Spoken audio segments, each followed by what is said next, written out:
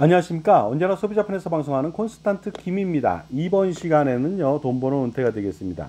국민연금을 부부가 수령하고 있었습니다. 그런데 어느 한 분이 돌아가실 수도 있겠죠. 이랬을 때 유족연금이 발생되는데 과연 어느 것을 선택해야 옳은지, 손해를 보지 않는지 선택 공식을 제가 만들어 봤거든요. 거기에 대해서 알아보도록 하겠습니다.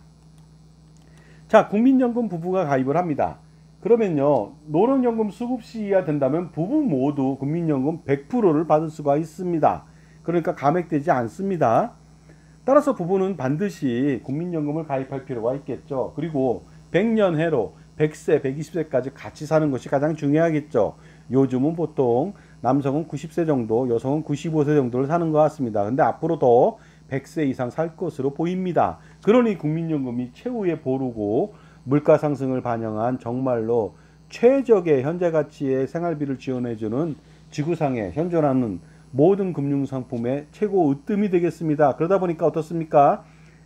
중서민이나 돈이 많은 사람도 무조건 가입해야 되는 것이죠. 적게 가입하면 안 되지. 굉장히 좋은 건데 적게 가입하면 되겠습니까? 최대한 최대보험료 월 55만 5,300원을 반드시 가입해야 되고요. 고3 때 만 18세부터도 55만 3천원 이미 가입하시고, 무소득 배우자도 마찬가지입니다. 연금보험 같은 거 가입하시면 안 되겠죠. 그러니까 이미 가입으로 55만 3천원 가입하시고요. 그리고 어떻습니까?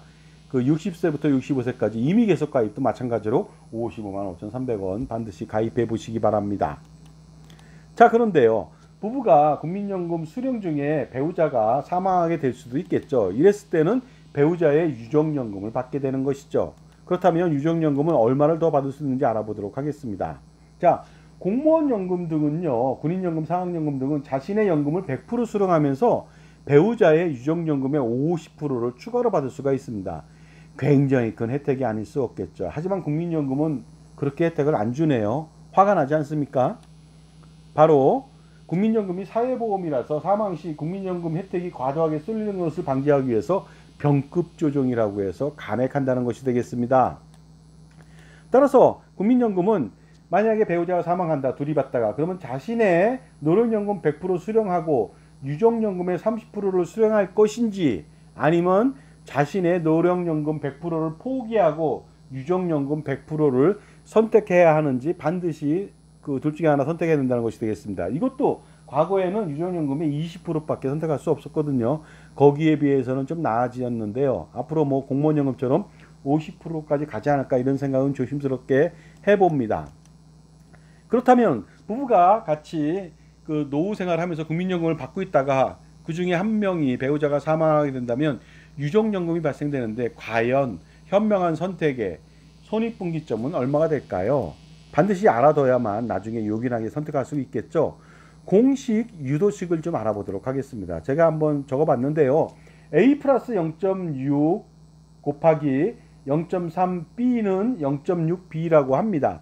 이렇게 해놓고 나서 A와 B를 구하면 되거든요. 자, 그때 A는 자신의 노령연금액이고요. B는 선사망한 배우자의 노령연금액이 되겠습니다. 따라서 이것을 치환하게 된다면요, 어떻습니까? 유족연금 선택 분기점은 A는 0.42B가 된다는 것이 되겠습니다. A라고 하는 것은 자기 자신의 노령연금액은 선사망한 배우자의 노령연금의 42%랑 동일하다는 것이 되겠죠. 그랬을 때 손익분기점이 된다는 것입니다. 가령 내가 100만 원을 받고 있는데요. 근데 예를 들어서 배우자가 200만 원을 받는다. 그러면요, 200만 원에 0.42% 하면 어떻습니까? 84만 원이 되겠죠. 그러니까 100만 원하고 안 맞겠죠. 그러다 보니까 A는 0.42B라고 하는 그 금액에 맞췄을 때만 어떻습니까? 어떤 거를 선택해도 손익분기점은 0이 된다는 것인데요. 그렇기 때문에 어떻습니까? 사망한 배우자의 노령연금의 42%가 선택의 손익기준, 손익분기점이 된다는 것이 되겠습니다.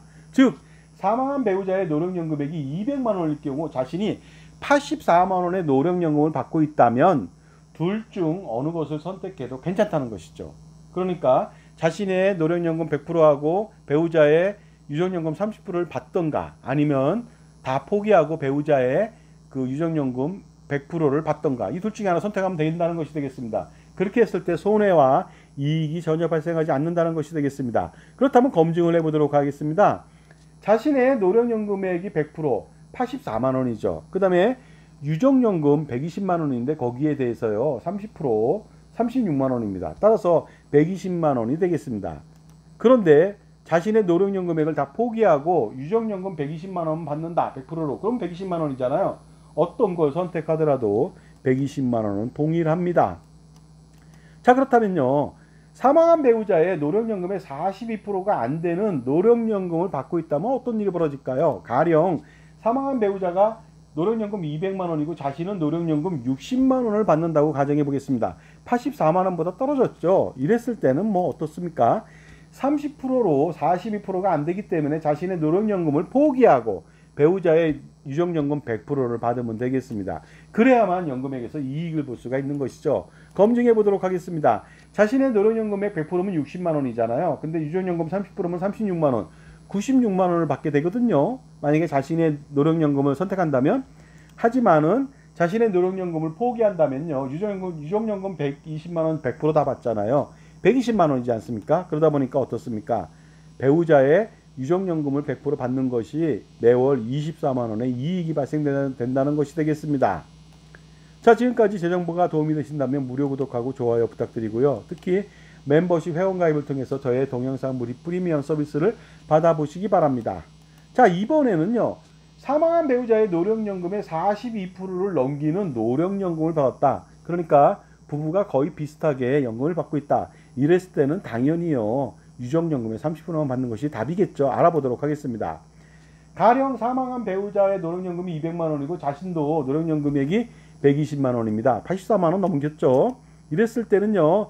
60%가 되다 보니까 42%를 초과했기 때문에 자신의 노령연금을 100% 수령하고 배우자의 유족연금 30%를 추가로 받으면 되겠습니다. 그래야 연금액에서 이익을 볼 수가 있는 것이 되겠습니다. 자, 그렇다면 또 검증해 봐야 되겠죠. 자신의 노령연금액이 100%면 120만 원이잖아요. 유족연금 30%면 36만 원. 그렇다면 156만 원을 받을 수가 있는데 만약에 자신의 노령연금을 완전히 포기한다면 120만 원밖에 못 받겠죠. 그러다 보니까 어떻습니까? 자신의 노령연금액을 선택해야 되겠죠. 그래야 매월 36만 원을 더 받을 수가 있습니다. 자, 그런데 일반적으로 부부가 맞벌이를 해서 비슷한 노령연금을 수령하게 된다면요.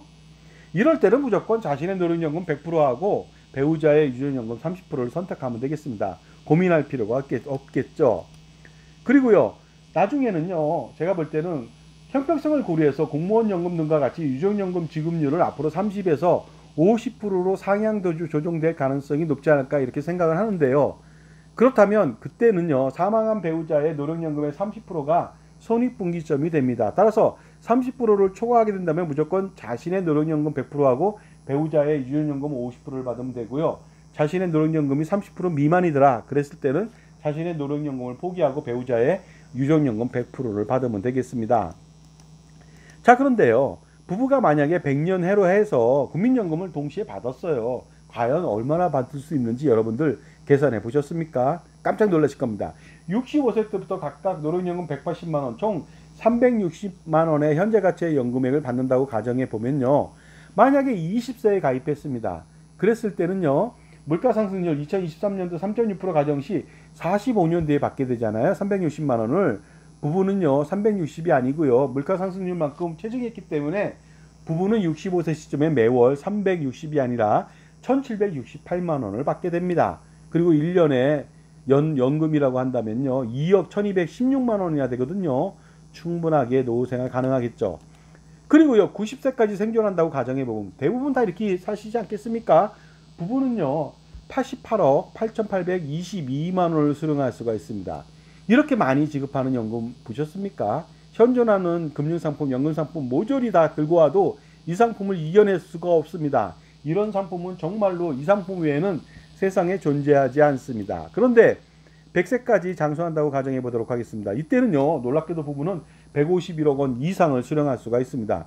믿을 수 없는 금액이죠. 하지만 사실입니다. 물가가 3.6%라면 무조건 저렇게 받게 되는 것이죠. 그런데 물가가 5%다. 이것보다 훨씬 더 많이 받겠죠. 120세까지 살 수도 있겠죠. 요즘 20세 사람들은요. 그러면 부부는 368억 이상을 받게 됩니다. 이 정도라면 정말로 노후 준비는 국민연금에만 올인할 필요가 있다고 여러분 금방 생각나지 않습니까? 따라서 어떻습니까? 노후 준비로 정말로 허접한 수익률의 연금보험, 물가 상승률을 감안할 경우 현재 가치는 거의 속된 말로 똥값에 불과한 연금보험을 절대로 가입하지 말고요. 가입했다면 반드시 해지해야만 하겠습니다. 그리고요, 불필요하고 비효율적인 금융 및 보험 상품 반드시 모조리 찾아서 평가 분석해서 모조리 해지해서 가처분 소득을 극대화시켜서요, 효율적인 투자 관리를 통해서 추가의 은퇴 자산을 확보하는 데 신경 써야만 현명한 사람이 되지 않을까요? 자, 그리고요, 이렇게 투자할 때는 개인이 투자하면은요, 종소세, 건보료, 기타 등등의 세금에 노출되니까요, 그 개인의 아바타, 분신, 화신인 법인을 설립해서 투자를 하게 된다면 각종 세제 혜택과 건보료를 평생 피할 수가 있습니다. 그것은 바로 콘스탄트 김의 NGP 플랜을 통해서 법인을 설립해서 운영하면 되겠습니다. 자산이 많을 경우에는 손자녀 법인을 해서 가수금까지 이용하면 효과적이겠죠. 자, 지금까지요, 그 부부가 국민연금을 받다가 어느 일방이 사망한 경우 유족연금을 선택하게 되는데, 그때 가장 효율적인 방법으로 선택할 수 있는 그 기준이 되는 선택 공식에 대해서 말씀 나눴습니다. 잘 도움이 되셨으면 좋겠습니다. 감사합니다.